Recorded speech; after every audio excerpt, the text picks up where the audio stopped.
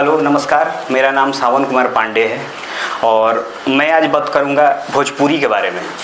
भोजपुरी इतनी अच्छी भाषा थी, उसको गंदा कर दिया गया है गाना गाकर, उस पर गंदे गंदे कमेंट करके। और ये करने वाले हैं हमारे ही लोग, हमारे सिंगर या बड़े बड़े स्टार, ये लोग इसको खराब कर दिए हैं।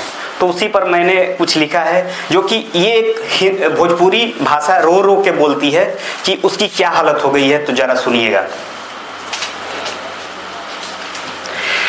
बबुआ हो हमरा नाम ले ले के खूब जिय, मगर मत भूलिह कि भोजपुरी तोहर माई हिय।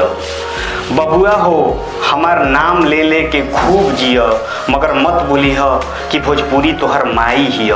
तू हमरे सोझा बड़ा भइल, गा बजा के खड़ा भइल, आपन बड़प्पन के शोर कैल, का कभी हालत पे हमरा गौर कैल। ये बोल रहे हैं सब बड़े बड़े सिंगर लोग को जो पैसा कमा लिए हैं और ध्यान नहीं देते हैं। भोजपुरी भाषा रो के पूछती है, जब अपना पे नजर घुमाईला तो मने मन शरमाईला, हमरा से पहचान संस्कृति के हई हालत पे पछताईला।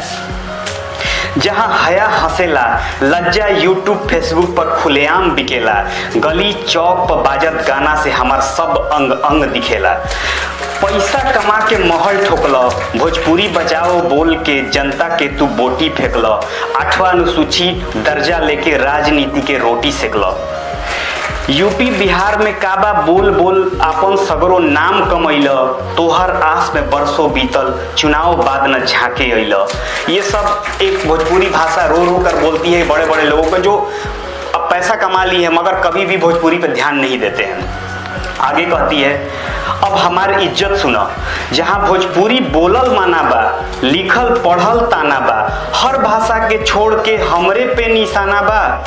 जहाँ बेटी बहिन के कपड़ा और तन पे गंदा गाना बा, जहाँ भोजपुरी नाम से गाली बा, अपन देश में भोजपुरी पर मजा चुटकी ताली बा। अरे हमरा के उठावेला बस नेतन के दलाली बा। गायक लेखक के निहाली बा, मगर भाषा के हालत माली बा, बदहाली बा, फटहाली बा, बस तोहर घर खुशहाली बा। भोजपुरी गंदा अश्लील और गारी हो गई, कबो ना ठीक होके वाला कोढ़ के बीमारी हो गई। बदनामी के, वो कहती है भोजपुरी भाषा कि बदनामी के नाम पर कब तक हमहू बोझा ढोई। बबुआ हो अब हिंदी इंग्लिश बंगला उर्दू के कैसे अब सोझा हुई। वो बोलती है कि अब उनके सामने हम क्या रहे, मेरी तो कोई इज्जत नहीं रह गई है। बबुआ हो हम बबुआ हमार रोए के अबहू सिसकी सुन, हमरा सांस के टूटे वाला अंतिम हिचकी सुन। एगो समय के बाद तहरा ज्ञान आई, जब ए हालत पे शायद ध्यान आई, तब बहुत लेट हो जाई, तोहर भोजपुरी माई के इज्जत के मार्केट रेट हो जाई।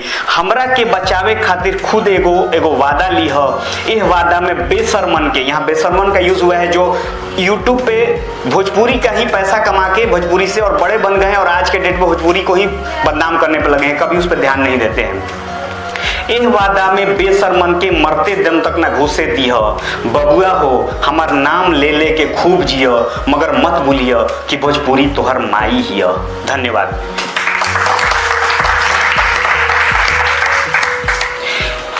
एक और है, मैं सुनाना चाहता हूँ।